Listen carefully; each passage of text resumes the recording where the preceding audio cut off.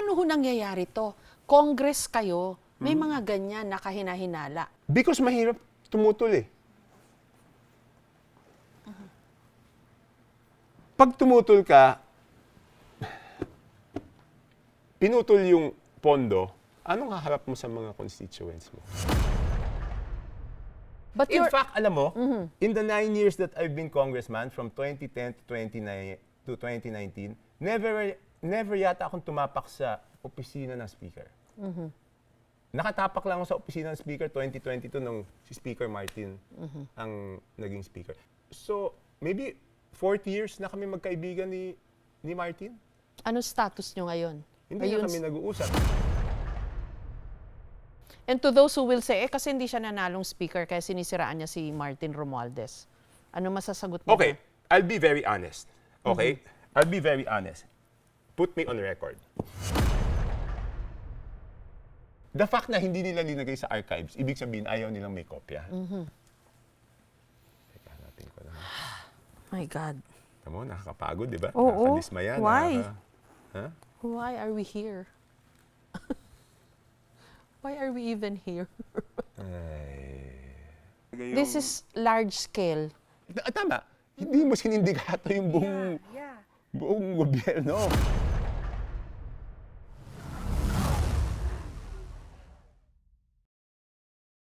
Congressman Chanco, maraming salamat po sa interview na ito. Thank you, thank you. Nasa politika na po kayo, 1998 pa. Tama po. Paano ho nangyari na dadating tayo sa puntong ito na maraming kailangan ipaliwanag tungkol sa budget ng ating gobyerno? At a time na humihirap ang buhay, and at a time na with all the historical events in the past, dapat nakaka-move forward na po itong ating bansa. So why are we still here? Okay, bago ko sagutin yan, Jessica, for the record, I have to state Opo. it for the record, hindi po ito ang unang beses na question ko ang budget. Opo. For the record, pwede lang check-in sa archives ng Kongreso, 2012 budget, 2014 budget, at 2015 budget. Question ko na yan. Okay? Tapos noon, admittedly, surrender na ako. Wala na akong magagawa dito dahil ma-outvote lang ako. Napagod din kayo. Hindi lang napagod. Alam kong walang mangyayari. Kasi pagbobotohan di ba? Lahat naman pinagbobotohan sa Opo, Congress eh. opo. So matatalo lang ako sa botohan. So wala na. Bakit pa ako magka-question? Para for the record na question ko na wala naman mangyayari din. So tahimik lang tayo kahit congressman ako hanggang 2019. Okay? Ngayon, nabuhayan lang ako ng loob at nagkaroon lang ako ng pag-asa pagkatapos ng SONA ng Pangulo na sinabi niya na dapat magkaroon ng budget reform. Nitong 2025 Yeah, na po ito. 2025 SONA, nagkaroon ako ng pag-asa dahil siya mismo ang nagsabi. So kung may initiative o kung nanguna ang Pangulo na sabihan yung Congress na may pag-asa, kung nauna ang Pangulo na sabihan yung Congress na dapat baguhin yung budget, may pag-asa. So doon ako nagkaroon ng pag-asa ang baguhin. Number 1 yan. Number 2, bakit ba yung 2025? Sabi ng iba, bakit yung 2025 ang lagi mong binabalikan? Kasi di ba lahat ng tao, ang description nila doon, pinakabulok, pinakapangit, kung ano-ano pang... Criminal budget daw. Criminal budget.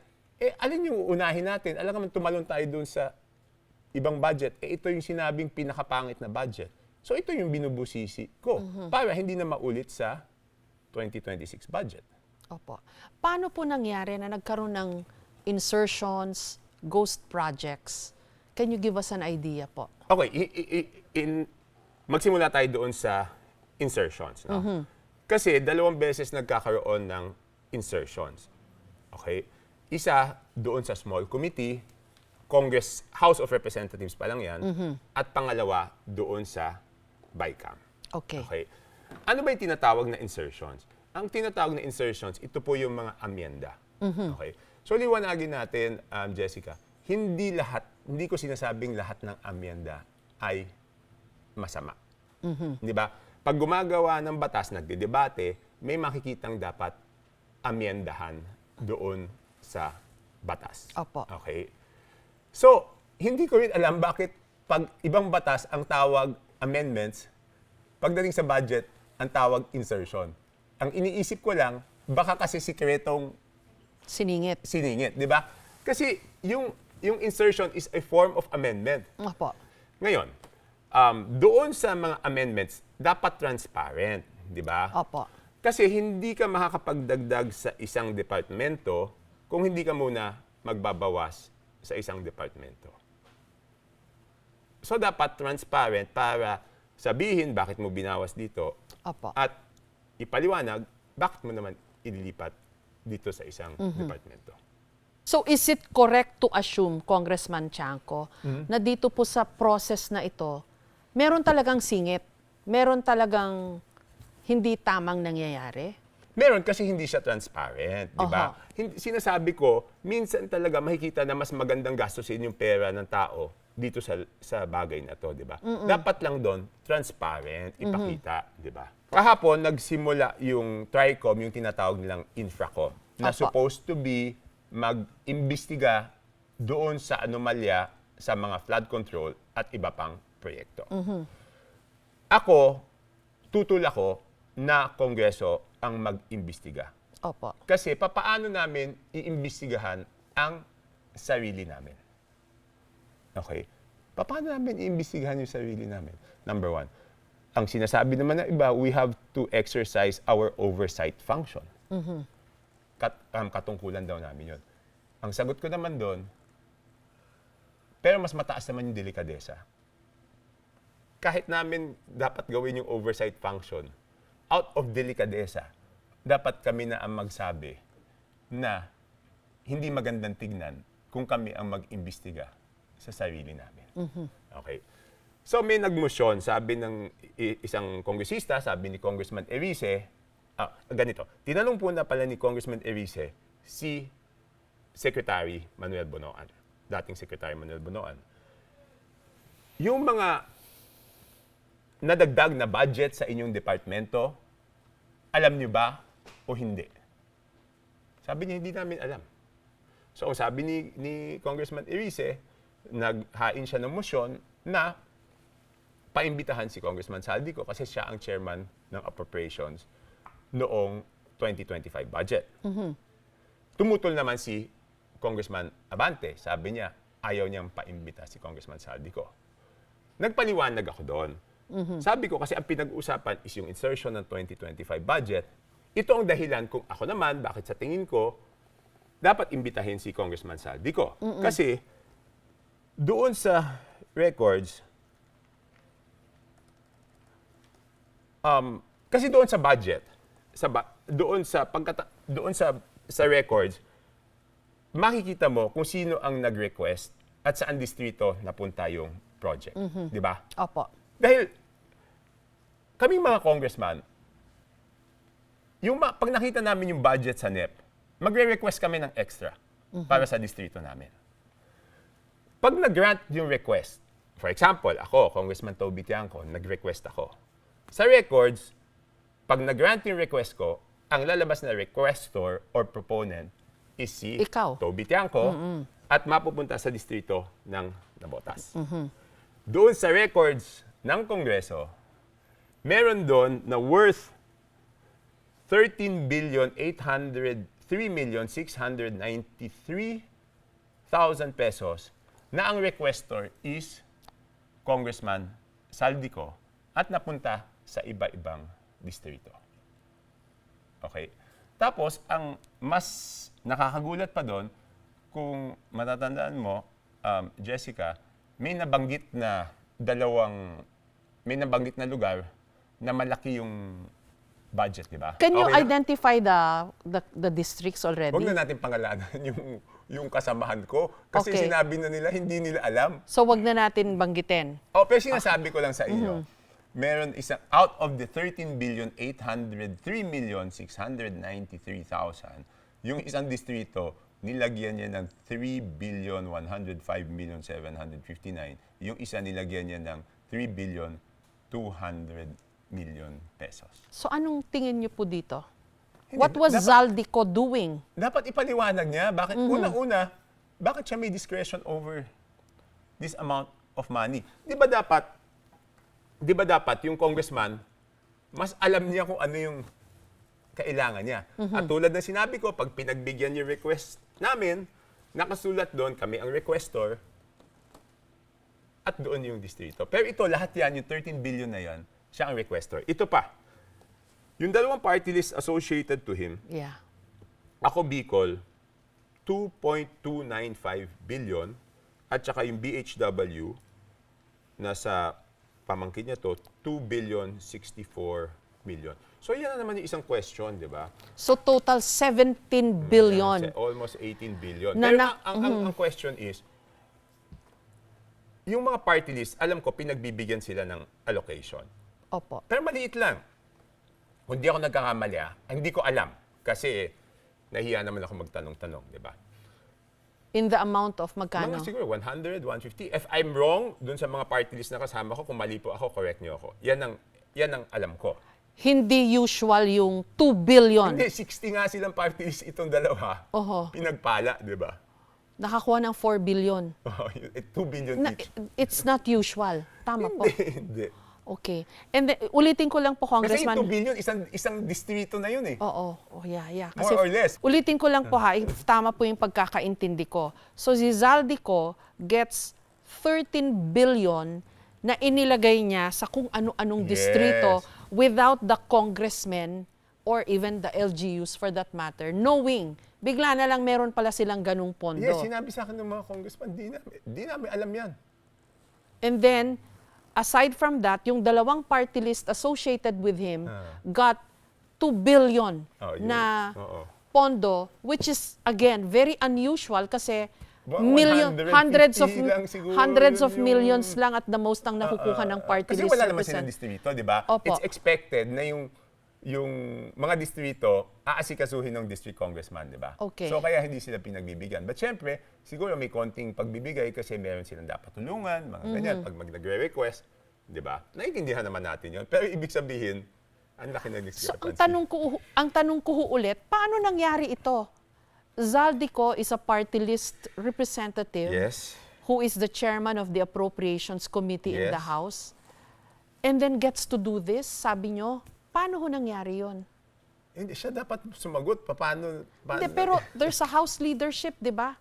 The House would probably have its own oversight committee. May tumitingin dapat doon. How was he able to do this? Paano niya ho nagawa ito? Kaya nga, Jessica, di ba, kung nagawa niya to, sinong maniniwala na kaya namin imbestigahan yung sarili namin? Sinong maniniwala? Tapos ayaw nilang ipatawag. Sinong maniniwala dun sa investigasyon na yun?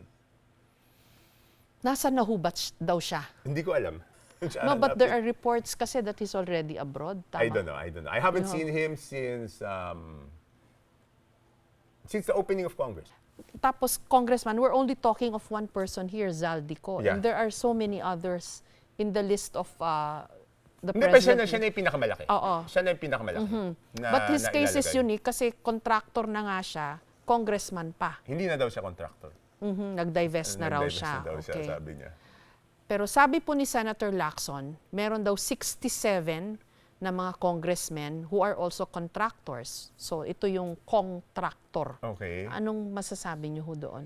Nadidinig ko na meron, pero whether may kalokohan o wala, pero again, out of delicadeza, di ba yun nga yung sinasabi nating delicadeza, di ba? Na dapat lumayo na tayo. Again, paano maniniwala yung mga tao na magiging fair ang investigasyon kung meron ngang 67 na ang contractors doon sa Congress? Ang hindi ko maintindihan, hindi ko alam kung di ba nila nararamdaman na galit na yung mga tao sa congressman, na ang pangit na ng image ng Kongreso. Hindi ba namin nararamdaman yun? Ako nararamdaman ko. Hindi ko alam bakit sinasakripisyo yung imahe ng House of Representatives para lang sa isang tao. Of course, alam ko, naririnig ko naman, yung iba doon, ako yung sinisisi. Ako daw nakakasira ng image ng House kasi ako daw yung salita ng salita. So, pag tumahimik si Toby, hindi naman tayo nasisira, kaya lang tayo nasisira dahil sa mga pinagsasabi niya. So, parang ganun ang spin nila.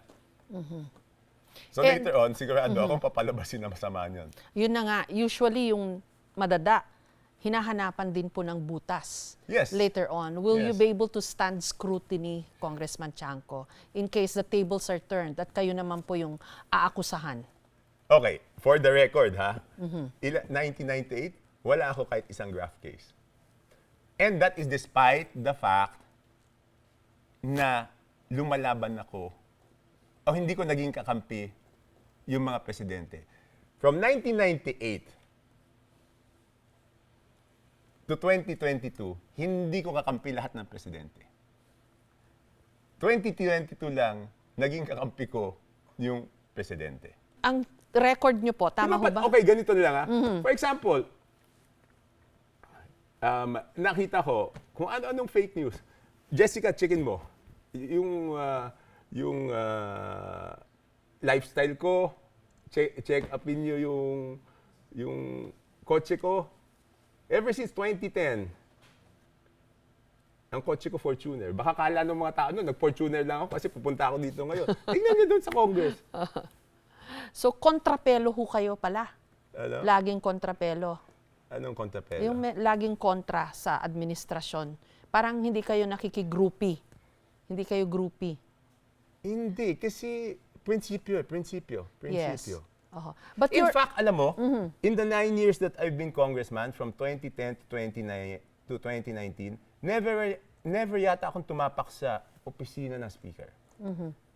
Nakatapak lang ako sa opisina ng speaker 2022 nung si Speaker Martin ang naging speaker. And I must admit, magkaibigan kami for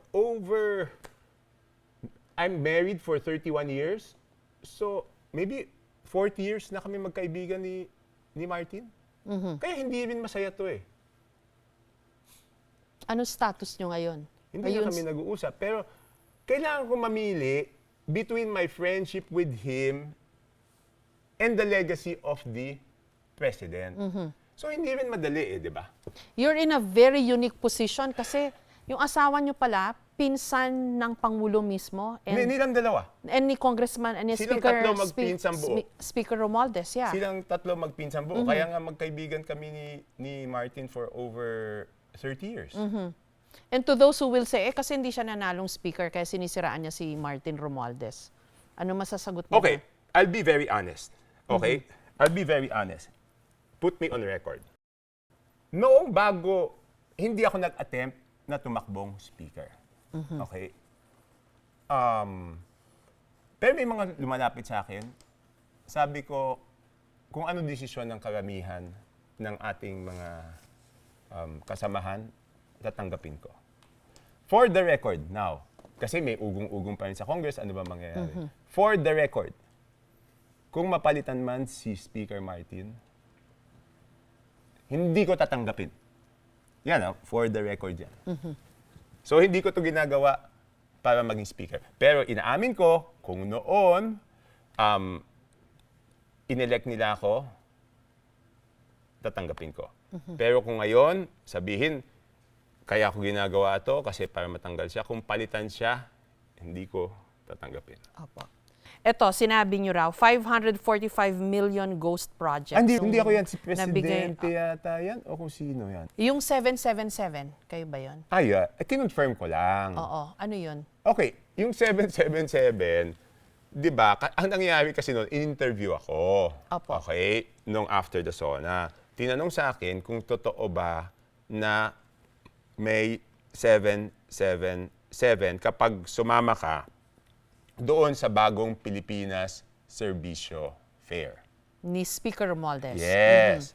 Okay. Sinabi ko, alam nga magsinungaling ako na wala, di ba? Meron naman talaga. Yung 777, hindi cash yun. Okay? Yun ay tupad na 7 million worth, AX or AKAP 7 million worth, at guarantee letter 7 million worth. Yun yung kinonfirm ko na meron talaga. Bakit may ganon?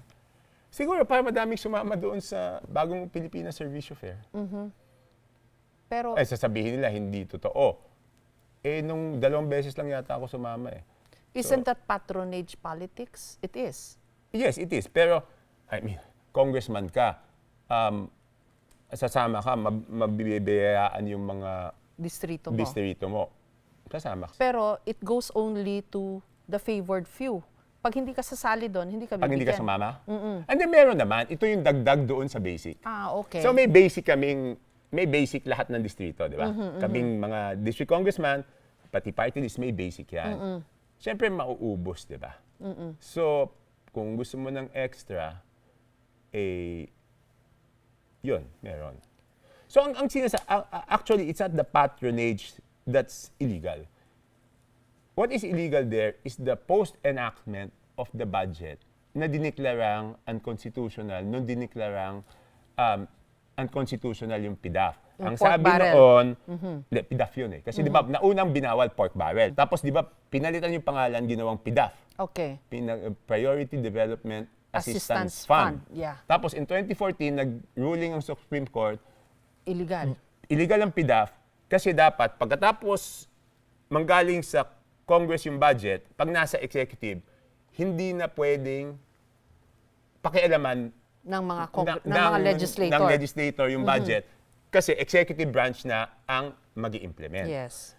Ang sinasabi kong hindi tama dito is yung proseso na may discretion yung speaker na magbigay o hindi magbigay. Ibig sabihin, may post-enactment role siya doon sa budget. Yun ang sinasabi ko na hindi dapat. Dapat yon yung DSWD na lang o yung DOH, sila na lang ang magbigay. Alam mo, ang pinakamahalaga lang naman sa amin dyan, Jessica, kung ako tatanungin, dalawa. Ano po? For my district, talagang pinakamahalaga dyan is yung guarantee letter. Kasi kung hindi sila makabayad sa ospital, saan sila pupunta? Hindi naman namin sinasabi sa kanila, pumunta kayo sa amin. Pag hindi sila makabayad sa ospital, pupunta sila sa mayor or sa congressman. Doon sa Navotas City Hospital, libre yun. Pero kunyari sa mga specialty hospitals, saan sila pupunta? Pupunta sa amin. Di ba? So, kung congressman ka, inipit yung guarantee letter mo, napakasakit. Pero kung kayang ng DOH na walang babayaran, hindi naman namin hinihingi yan. Number 2, doon sa AIX, karamihan ng AIX sa Navotas, ginagamit yan for medical assistance. Yeah. So yun, napakalaking tulong yun. Yung ghost project po, ano po naman ang anatomy nito? Ghost How does it project. happen na nagkakaroon ng ghost projects? Yung ano yun, kawalang yan talaga yun. Di ba? Gabing kawalang yan yun. Ano po nangyari na pinondohan, wala namang proyekto? Guni-guni, sabi nga ni Pangulong Marcos. Hindi ko rin maintindihan. I mean, kasi ang dami pipirma doon, baka 10 tao pipirma doon bago mabayaran eh. So ibig sabihin yung 10 taong yun, nagkasundo sila na, okay, ang gagawa nun is, yung mga kailangan pumirma para bayaran, di ba? Pero, I'm assuming, hindi isang pirma yan. Hindi 2 pirma, hindi 3 pirma, di ba? Yeah. Ilan ang nagkasundo-sundo doon na lahat sila magsa-certify? Number 1. Number 2, may literato yan eh. Accomplishment report. Yeah. So, anong inattach nilang accomplishment report doon? Walang collusion with congressmen yon. Wala kasing pirma yung congressman doon eh. So, bakit nila kailangan Okay. hindi nila kailangan, kung gagawa sila ng ghost project, at paghahati-hatian nila yung pera, hindi nila kailangan sabihin kay congressman. Kasi wala namang kinalaman si congressman doon sa pag-release ng pera Okay. o sa bayaran. So sila lang mag-uusap doon. Hindi na papaalam kay congressman yun. Yun ang pananaw ko. Bakit ho ayaw i-release sa inyo yung minutes o report ng small committee? What do you suspect? Kasi doon makikita kung ano yung mga binawasan, kung ano yung mga dinagdagan. Baka, kasi yung record ko, Jessica, by cam lang yan. Wala akong record nung pinalit-palit doon sa small committee. So bycam lang, yung sinasabi ko sa'yo, bycam lang. Pero for the record, naka-hold yan. Hindi rini-release yan ng executive. Kasi nga nakita. There is, Here you because- are a congressman asking for an official report, No, because, supposedly. tignan ko, section ano ba yun? Section something sa rules namin. Nakasulat doon, all, hanapin ko lang. Section something yun. All records must be filed sa archives within 7 days na maging batas or within 15 days after we close Congress. So doon pa lang, may violation na yan. Pero ayaw kayong bigyan. The fact na hindi nila linagay sa archives, ibig sabihin ayaw nilang may kopya. Teka, hanapin ko lang. My God. Tamo, nakakapagod, di ba? Oo. Nakakadismaya. Why? Ha? Why are we here? Why are we even here? Ay. Ba't ikaw sa tagal mo naman nagko-cover ng report? Ito na talaga yung sukdulan eh. Ito na talaga yung babuyan. Ito na talaga yung... This is large scale. Hindi, ibig sabihin, may madidinig-dinig ka, pero hindi yung... paano mo ba ano? Hindi yung kumbaga sa ano, paano ba Hindi sabihin? institutionalized. That is small scale. Hindi kumbaga hindi tama. Hindi mo sinindikato yung buong Yeah. buong gobyerno. Bakit nga? Anong bakit? Bakit nga nangyari? Alam na natin yun kung bakit nangyari. So, Congressman, humihingi kayo nung small committee report kung what transpired among themselves. Hindi kayo mabigyan. Hindi, wala. Wala Kasi doon daw? sa rules namin, hindi. Kasi unang-una, dapat lahat ng reports na yan nahandoon sa archives, Okay. nakatago. Alam mo, magaling yung archives namin sa House of Representatives. Di ba pag pinagdidibatihan yung konstitusyon, kung ano yung intensyon ng batas, di ba tinitignan nila yon? At lahat naka-record. Ito, nung isang taon lang, wala doon. Ayan ay labag sa aming rules. Kasi doon sa rules namin, within 7 days after maipaisa ang isang batas, or within 15 days after the close of Congress, dapat naka-file yan doon. Wala. Ano suspetsa nyo? Bakit biglang wala? Kung magaling yung archive section nyo. Hindi ko alam kung may report. Ang question, may report ba? Ang makakasagot ulit noon, si Congressman Saldico. Miniting ba talaga yung small committee o siya lang ang nag-decide mag-isa? Kasi yung small committee, 4 na tao yan, di ba? So, siya, Senior Vice Chairman ng Committee on Appropriations, Majority Leader, Minority Leader. Nag-meeting ba talaga sila o siya lang ang nagdesisyon? Ayaw naman magsalita ng tatlo. So, siya na lang magsabi kung anong ginawa niya. So, paano ho nangyayari to? Congress kayo, may mga ganyan na kahina-hinala. Kayo yung tagagawa ng batas. I mean, the standard that, people look up to kayo. Kasi kayo yung leader kasama kayo sa mga leader ng Pilipinas. And yet, may mga nangyayaring ganyan. Because mahirap tumutol eh. Pag tumutol ka, pinutol yung pondo, anong haharap mo sa mga constituents mo? So, ibig sabihin, tatahimik na lang sila. Di ba? Tatahimik na lang sila. Alam mo, after yesterday, ang dami, pagpupunta ako CR, boss. Kasi ganyan tawagan namin sa Congress, di ba? Lahat naman boss. Kahit ako, tawag ko sa mga Congress boss. Boss, tama yan, tuloy mo yan. Kaya lang pasensya na, hindi kami makasalita dito. May ipit kami. So yun ang reason bakit they will just look the other way.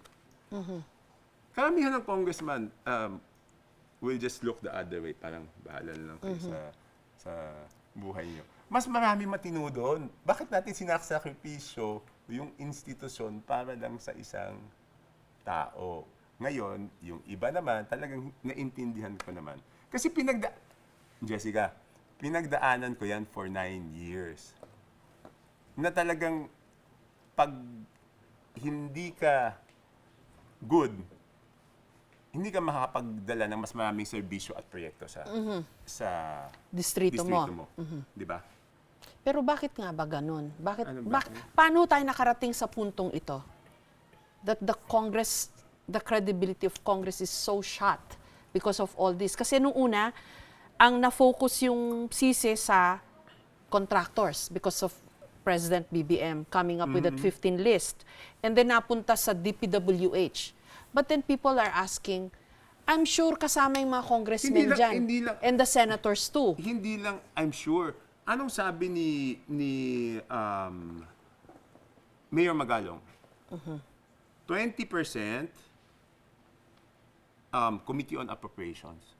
So, ibig sabihin, yung contractor, 8 to 10% yata. Yung DPWH, 5% yata. So, ang pinakamalaki, doon sa ayaw naming ipatawag.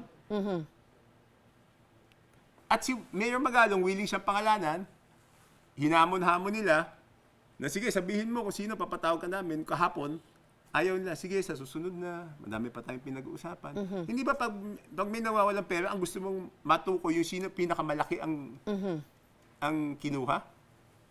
O si Senator Ping Lacson, anong ginamit niyang term? Proponent yata ginamit ni Senator Ping, di ba? Sabi niya 20% sa proponent. Yun yung sinasabi ko na proponent, di ba? Na example kung paano nakikita kung sino yung proponent, di ba? Oh, bakit ayaw natin? So bakit natin sinasakripisyo yung institusyon para sa bagay na to? Yeah, I get it. Okay. Totoo ba na merong Big Six in Congress? Yun, I have no personal knowledge. But what I know is, yun na nga hindi ko maintindihan dun sa mga kasamahan ko. Hindi naman sila, ang kinakatakot nila ay yung mawawala sa kanila. Pero yung nakikinabang, sabi ko nga noon in a previous interview, maximum 20 out of 316 kami. Baka nga hindi 20, I just gave 20 as a figure para safe, di ba? Bakit natin pinagtatanggol yung mga yun? Because nga, mahirap talagang mawalan. Yan ang punot dulo niyan. Mahirap. So there's only a few. There's a clique sa Congress who controls the money strings, the purse. Yes. At Sila yung mas marami. pag hindi ka join doon, hindi ka mabibigyan ng pondo. Hindi, meron kang extra. Pero yung sinasabi ko, yung kumbaga sa ano, yung talagang... Extra, yeah. Hindi, okay. Yung mga, pag mabait ka, may konti kang extra. Pero yung talagang namimista, yun lang sila doon. 20 lang siguro na talagang happy. Ngayon nga, sumabog na tong mga kurakot anomalies. So, ano tingin nyo doon? I mean, we can go on accepting na ganyan talaga sa politika, No, di we ba? cannot accept it. Okay. We cannot accept it and we should not. We should not. accept But it. then, we've gotten to this point na sumabog na lahat itong mga naisisiwalat ngayon. Na ang dami palang insertions, ang dami palang ghost projects, and the President himself, no less, discovered for himself. Yes. So, Kaya nga nagkaroon ng pag-asa, di ba? Okay. Kaya nga nagkaroon ng pag-asa. may way out ba tayo? Yes. Paano? Talagang dapat yung independent commission, sila na mag-imbestiga. Hindi talaga namin ma-imbestigahan sarili namin. Gagamitin lang yan to divert, gagamitin yan para sirain yung mga kalaban. Yeah. Gagamitin lang yan para i-cover up yung totoong mga may kasalanan. Pero hindi madali because alam mo, ang responsibilidad ko, hindi lang naman sa Kongreso eh. And ang problema dito, nababawasan yung oras ko sa distrito eh.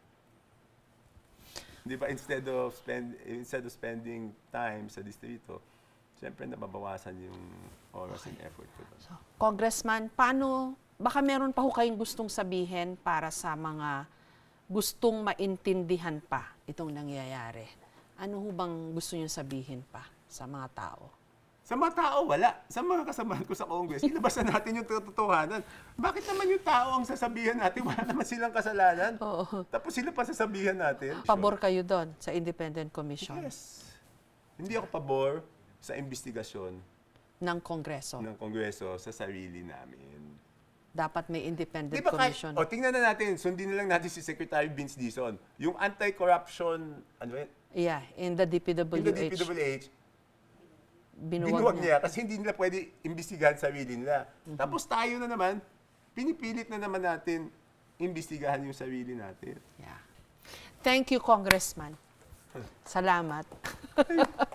Thank you for being honest.